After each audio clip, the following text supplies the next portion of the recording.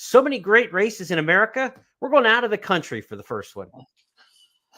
We are. This is the Connaught Cup. What do you think? This is an important race. It's $175,000 stake, grade 2, going 7/8 on grass.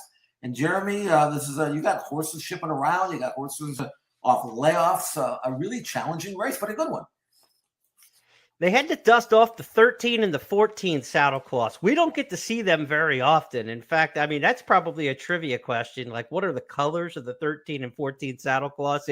You're just looking for double-digit numbers. You're looking for something straight and something crooked on the saddle towel if you're betting those coming down the stretch. Cheryl Spite drew the absolute outside 14 hole. This is a horse who won the Grade 1 Maker's Mark Mile at Keeneland in a thrilling finish back in April.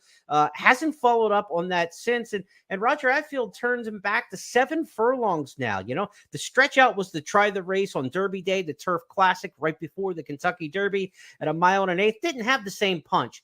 Now 7 furlongs. I kind of think Cheryl Spite probably is like a 7 furlong mile type horse. This is just a one-turn event from the 14 hole. 7 furlongs on the turf course at Woodbine from the 14 hole. There's not a ton of run to the first turn and only turn in this race. It's not like a 7 furlong race out of a chute like you see on the dirt, Jeff. So that 14 hole could be pretty tough for Cheryl Spite out there. But I think on talent might be the most talented horse, but a very difficult race. A lot of good options in here. Veterans like March to the Arch. We've seen Chewing Gum in action, run big races for Bill Mott. This is a good group.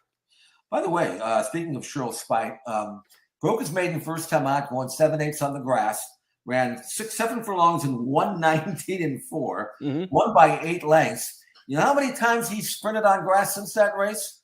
That would be 0. That's 0. So I think maybe finally at age 5, he's back to where he should be all along. Why mess it up when you know he can do it? In fact, he's only sprinted once in his life since that race, and that was on the dirt, which he obviously didn't like. So finally, Cheryl Spite is back to where he should have been all along, really. I mean, I'm not sure who's calling the shots. The money's not in turf sprints, though, to be fair, right? I mean, if you've got a good young horse on the turf, getting to those miles and, you know, like at Keeneland and the Woodford, you know, or the Maker's Mark Mile and things like that.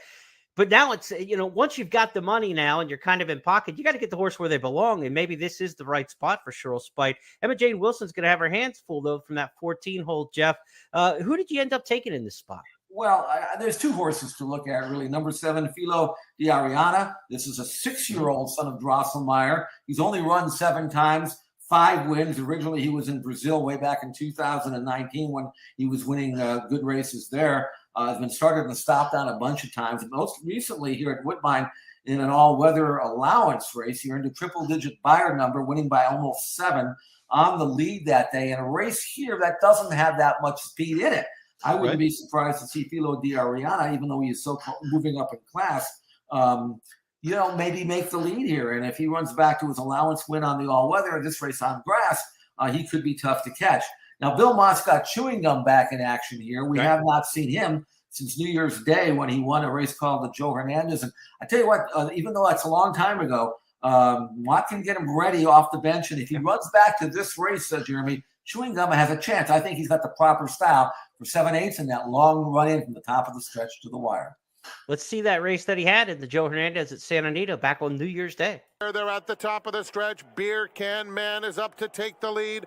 On the outside comes Brand, Chewing Gum. Center of the course, Delaware is trying to find a spot. And down on the inside, Commander. It's a wide open scramble. Beer Can Man confronted by Chewing Gum, followed by Brand and Delaware. Chewing Gum, Beer Can Man. Here's the line. Photo finish in the Joe Hernandez. Chewing Gum and Beer Can Man. It's another photo for third between Brand and Delaware.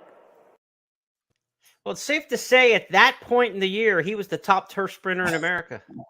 Yeah, for January 1, but 3 hours he was anyway, sure. You know, but the thing about Chewing Gum is he doesn't have a great turn of foot. He's more of a grinder.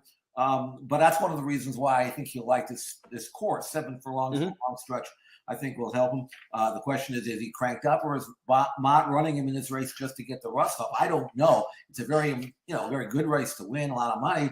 The work tab looks relatively light. So I'm not really sure where Chewing Gum is at this stage, or whether he's using this race as a little bit of a tightener for maybe Belmont or somewhere like that, or maybe the end of Saratoga. But that field that he beat in that race, Jeremy, every bit as good as the field that he's running with here. So if he comes back to that form earlier this year at Santa Anita, Chewing Gum should be right smack in the thick of things.